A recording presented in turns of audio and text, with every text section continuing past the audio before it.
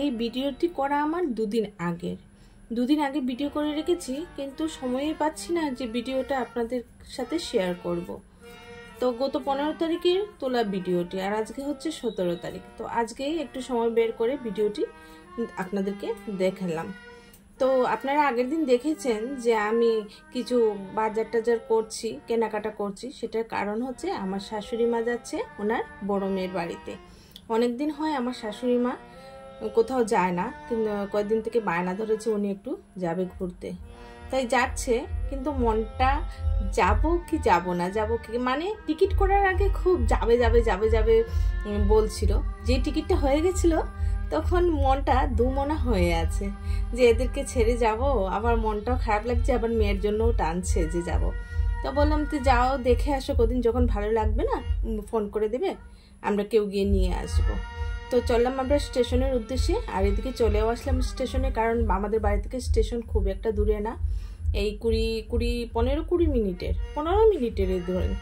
তো চলে আসলাম স্টেশনে, ময়নাগুড়ি স্টেশনে। আমি অনেক দিন পরে আসছি, কারণ এই স্টেশন থেকে আমাদের বেশি যাওয়া হয় না, যাওয়া হয় জলপাইগুড়ি থেকে, ময়নাগুড়ি রোড থেকে।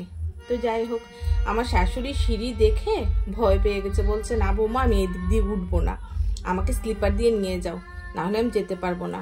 তো আমরা আগে টোটোতে করে চলে আসছিলাম, আমি, মেয়ে আর আমার শাশুড়ি মা, আর পেছনে আমার বর বাইক নিয়ে আসছিল, বাইকটা নিচেই রেখে দিয়েছে, ও উপরে চলে গেছে। তো আমরা স্লিপার দিয়েই যাচ্ছি।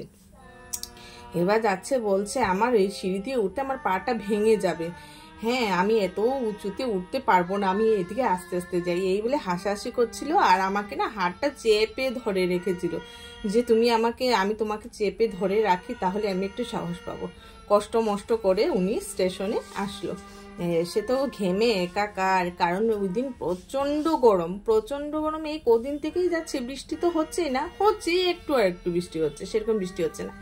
তো আমার সঙ্গে গল্প করছে যে তুমি আসায় আমি একটু সাহস পেয়েছি। আমি বললাম সেই জন্যই তো আমি আসলাম, আমি তো জানি আমি না আসলে আপনার সাহস জুটবে না, সেই জন্য আমি আসছি। বলছে কি আমি হাঁপিয়ে গেছি, কারণ ওই সিঁড়িগুলো দেখে আমার ভয় ঢুকে গেছিল।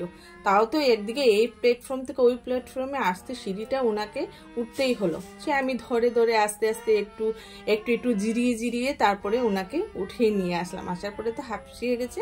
এখানে আমি বললাম তুমি এখানে বসো, জল টল খাও, তো ট্রেন এক্ষুনি চলে আসবে। তো আমি বললাম তুমি এইবার এই ভিডিওতে এইবার আজ তুমি একটু টাটা করে দাও আমাদের দর্শকদেরকে, আর তুমি যখন আবার আসবে তখন আবার আমি ভিডিও করব, তখন দেখাবো আবার তুমি যে আসছো।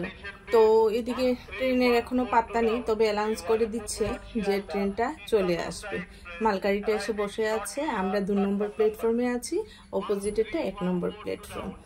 তো মেয়েরও মন খারাপ, মেয়ে যে ঠাম্মাকে ছেড়ে থাকতে পারবে না। এমন সময় ট্রেনটাও চলে আসছে, আর আমার শাশুড়িকে তাড়াহুড়ো করে তুলে দিলাম, কারণ আমার শাশুড়ি একা যাচ্ছে না, উনি ওনার বড় জামাই আসছে, জামাইয়ের সঙ্গে চলে যাচ্ছে। তো শাশুড়িকে দিয়ে আমরা এদিকে চললাম বাড়ি। তো আসার সময় তো টোটোয় আসলাম, আর যাওয়ার সময় বাইকে চলে গেলাম। আর আসার সময় ওই সিঁড়ির থেকে নামার সময় আমার পাটা হোঁচটকে এত জোরে পড়ে গেছিলাম, সে বলার মতো না, পাটা আমার ফুলে গেছিল। সন্ধ্যার সময় কি ব্যথা, সেই জন্য আমার বড় একটা বলিনি স্প্রে নিয়ে আসলো, সেই স্প্রেটা দেওয়ায় আর একটা পেন কিলার খাওয়ায় ব্যথাটা অনেকটাই কম। তো বন্ধুরা, আমার ব্লগটা কেমন লাগলো কমেন্ট করে জানাবে।